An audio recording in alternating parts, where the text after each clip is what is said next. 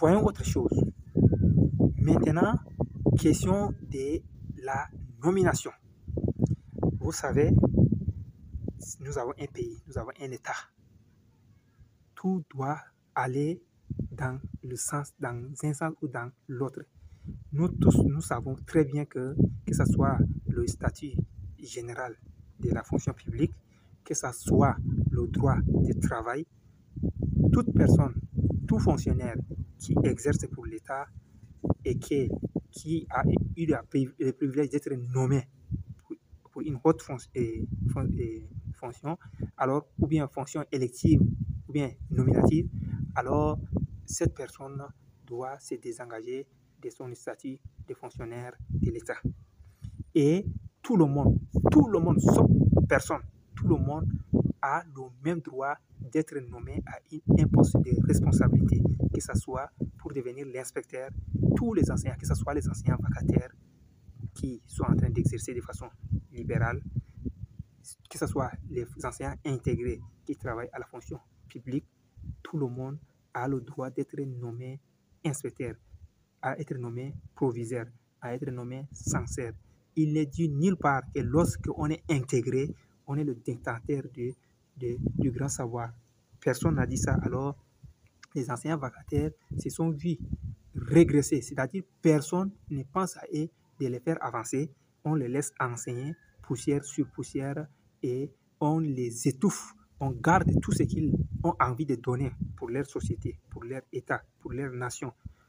On garde tout ça en eux et on nomme tout ce qu'on veut pour que, comment on appelle là, et ils travaillent comme des auxiliaires. Voyons l'ingratitude. Alors, à ce niveau, les enseignants vacataires n'ont que rien à faire que de s'appauvrir. Ils ne voient même pas un avancement dans leur travail. Ils ne sont jamais encouragés. On ne parle jamais d'eux.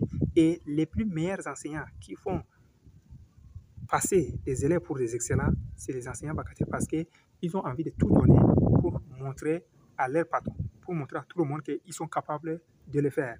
Et à ce niveau, ils le font. Mais à la fin, lorsqu'on arrive à un résultat, alors ces enseignants-là sont mis sur des filigranes et on fait passer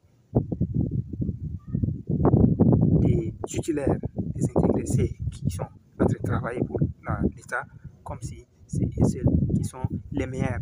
Et là, on les fait passer pour des enseignants excellents. Donc, nous sommes en train de parler ici que la coulisse des enseignants vacataires au Tchad est abandonnée et on décourage tous ceux qui s'engagent dans ces métiers à faire avancer le pays. Alors que la majorité des enseignants actuellement, si on compte sur 10 enseignants, nous aurons peut-être 6, 7 sont des vacataires, ceux qui s'engagent de leur propre grille d'enseigner, à payer avec l'argent que je vous ai parlé avant, parce qu'on ne les paye pas bien, on les laisse entre eux-mêmes et parfois même on leur insulte, on se moque d'eux, on leur lance des railleries en leur disant que voilà, vous avez bien d'autres choses à faire et vous partez pour vous enseigner. C'est comme si l'enseignement qu'on est en train de faire, c'est du vol. C'est pas du vol. Voilà. Si tu m'as suivi jusqu'à arriver à ce niveau, ça veut dire que tu aimes bien ce que je suis en train de faire. Alors, je veux tout simplement que tu me laisses une pouce bleu encore, si tu n'as pas encore fait. Et tu me laisses aussi un commentaire parce que j'ai envie de beaucoup parler. Moi, j'aime, franchement, des choses qui m'intéressent dans la vie. Parce que je sais que c'est avec ça qu'on peut construire un pays, on peut construire une nation. Et c'est avec ça qu'on peut développer une société. La politique et l'éducation. Parce que pour moi, sans la politique, on ne peut rien faire. Malgré qu'on a supposé que la politique est une mauvaise chose, pour moi, sans la politique, rien ne marchera. Donc, que nous soyons tous des prêtres, que nous soyons, c'est-à-dire que ces pays-là soient des pays uniquement peuplés par des prêtres ou bien par des imams, nous serons obligés de se mêler de la politique parce que seule avec la politique, on peut structurer, organiser une nation. Mais avant d'arriver sur une mentalité qui peut développer bien la politique, il faut éduquer un enfant. Il faut éduquer le jeune. L'éducation, c'est l'initiation. L'initiation, nos parents, nos grands-parents en ont toujours pratiqué. Alors, je viens ici, je parle encore de la façon que nous, les enseignants vacataires, parce que je vous parle, ça vous fait rire. Je vous ai dit, il y a des gens qui vont dire que mais pourquoi je m'intéresse trop à la vacation. J'avais fait la vacation et beaucoup ici peuvent venir témoigner que effectivement j'avais enseigné, j'ai fait la vacation, mais j'ai beaucoup vu et il y a des découragements, moins d'encouragement, mais nous sommes encouragés par nous-mêmes. C'est nous les enseignants vacataires que nous donnons le courage.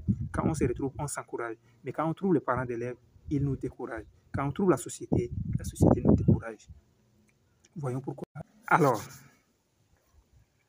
l'enseignant vacataire, pour être recruté, on piétine tout son droit, c'est-à-dire on les néglige au point qu'on lui fait signer un contrat sans toutefois lui montrer le contenu, c'est-à-dire de quelle manière il va travailler. On néglige tout ça et on le fait travailler.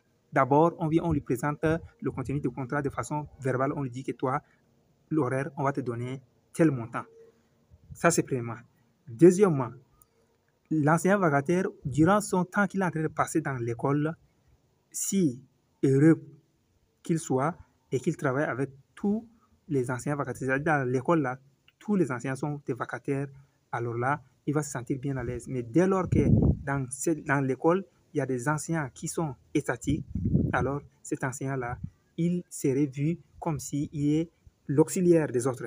Ça, c'est deuxième frustration. Troisième frustration, l'enseignant vacataire, malgré qu'il sacrifie son temps, à la fin des mois, parfois, on va passer dans le mois suivant, on va aller jusqu'à quinzaine. D'abord, il verrait la moitié de son argent donné.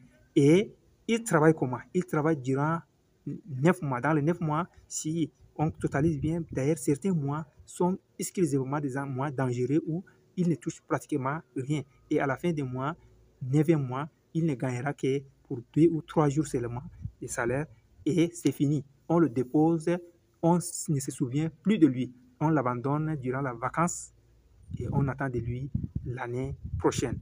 Et dans tout ça, peut-être que le dernier mois ne sera pas payé. On le reportera pour l'année prochaine.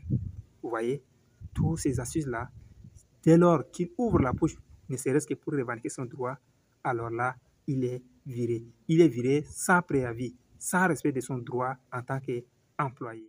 Voyons à peu près, pêle-mêle, les choses, les vécus des enseignants vacataires.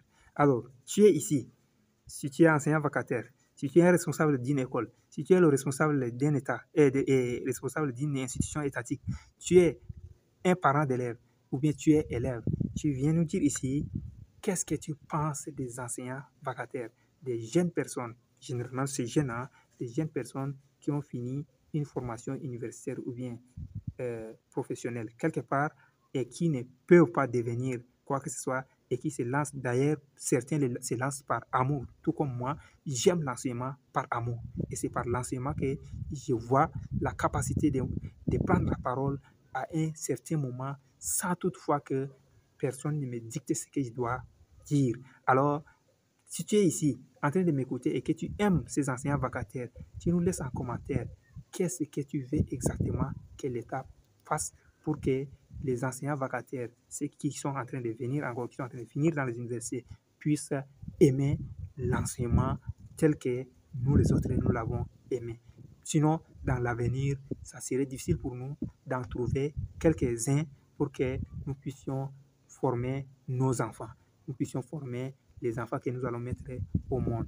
De plus encore, l'État se retrouve toujours dans l'incapacité d'intégrer beaucoup de gens, puisque actuellement, le nombre des élèves a quadruplé par rapport aux années 2010. Alors, il faut encore plus des enseignants. Mais s'il y a des découragements, s'il n'y a pas envie, alors qu'est-ce que tu penses que l'État doit faire, le gouvernement devait faire pour que cet enseignement-là, la vacation, puisse être vu comme un secteur à embrasser? Merci bien. Alors, je vous laisse très prochainement. Je viendrai encore avec une autre vidéo où je parlerai toujours de l'éducation et de l'enseignement. Et en parallèle, dans cette même chaîne, je suis en train de me préparer pour vous présenter régulièrement les cours, c'est-à-dire des cours en séquence où nos enfants, ceux qui aiment vraiment apprendre la mathématique, les mathématiques, disons, les mathématiques et la physique-chimie, s'ils aiment vraiment comprendre les choses, parce qu'actuellement nous sommes dans le monde digital et tout se passe en ligne. Alors, vous allez vous abonner ici et suivre ces cours-là, partager avec vos enfants afin que ceux-ci puissent tirer encore bénéfice et ajouter à ce que leurs enseignants les donnent à l'école. Parce que nous savons très bien qu'à l'heure où actuellement nous sommes en train de parler, l'enseignement ne se passe pas comme dans les années 90 ou bien dans les années 2000. Alors, tout s'est transformé. Tout est si rapide qu'à l'école, l'enfant ne doit pas tout apprendre. Il doit apprendre partout. Et là, ici, nous sommes en ligne et on donne les séquences des cours élémentaires du collège, tout comme du lycée, à nos enfants. Abonnez-vous ici, restez en contact. Dans bientôt, vous aurez des surprises sur cette chaîne. Merci beaucoup. Je vous aime bien. Allez, à bientôt. Merci.